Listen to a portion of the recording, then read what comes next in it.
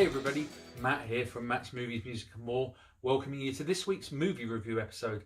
The movie that I've picked to talk about today is a movie that was a surprise hit when it came out in 1970, and it's a film that I kind of think is forgotten really, and it's a very powerful movie, so I thought I might as well talk about it. So the film I've chosen to talk about today is the 1970 movie Joe, which is directed by John G Avildsen, and it stars Peter Boyle, Dennis Patrick, and Susan Sarandon in her acting debut.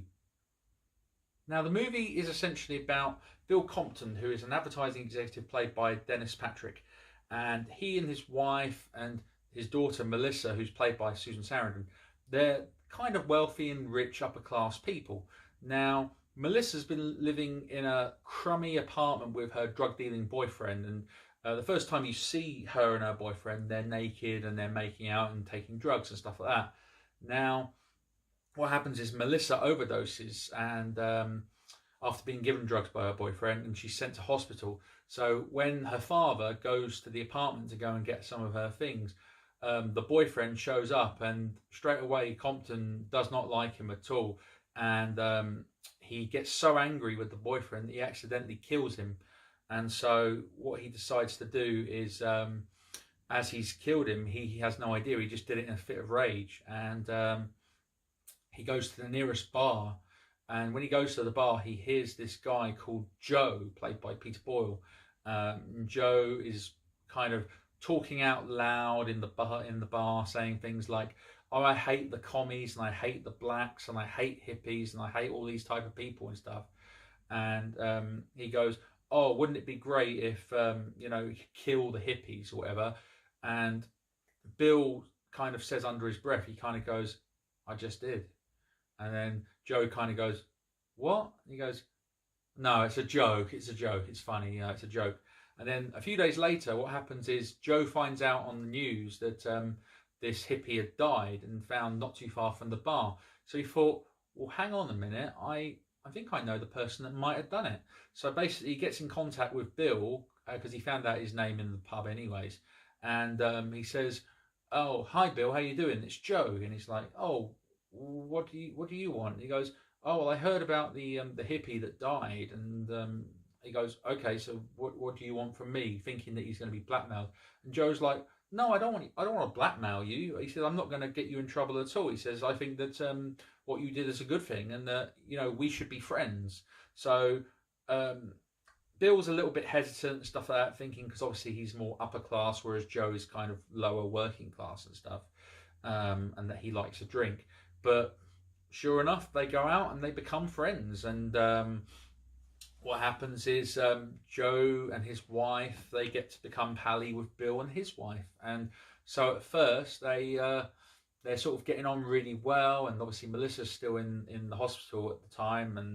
And what happens is they decide that they want to try and get the hippies, because really what happens is when Melissa gets away from the hospital, she obviously blames her father, finding out that her father had killed the boyfriend. So she decides to run off with a bunch of hippies. So in the desperate act, Bill contacts Joe to try and get his help to try and find his daughter. So the movie really goes in that kind of direction.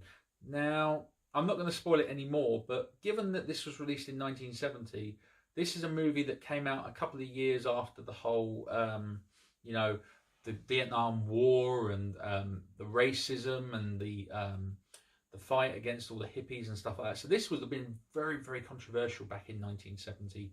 The director, John G Avildsen, went on to have a great career, because later on in the 70s he directed the movie that launched Sylvester Stallone's career, Rocky, and also directed in the 80s the Karate Kid movies. But what's interesting about this film is that this was one of the early movies produced and distributed by Cannon Films.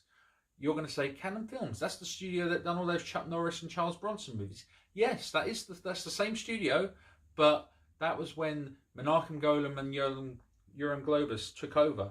But this was produced in the 70s, when Cannon were really more of an art house distributor. And to be honest, this movie was a huge hit in America for a movie that probably didn't cost very much on its budget.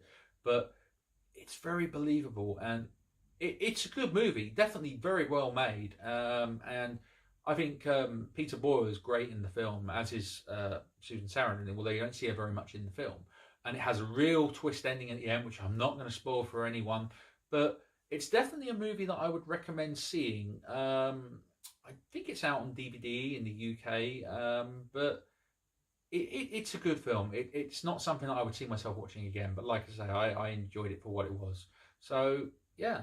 Have you guys seen Joe? Is it something that interests you at all? Are you fans of Peter Boyle or Susan Sarandon? You know, let us know what you think. Don't forget to check out other videos on this YouTube channel here. We've got At the Movies with Andrew. We've got other solo videos of mine. We've got What Did You Think, which I do with special guests. We've got other shows coming up in the future. If you log on to the official Facebook, Twitter and Instagram pages, you'll see on there plenty of the content that is upcoming, as I do try and regularly post about what's coming soon. So, yeah, thank you very much, everybody, and we'll catch you on the next video. All the very best.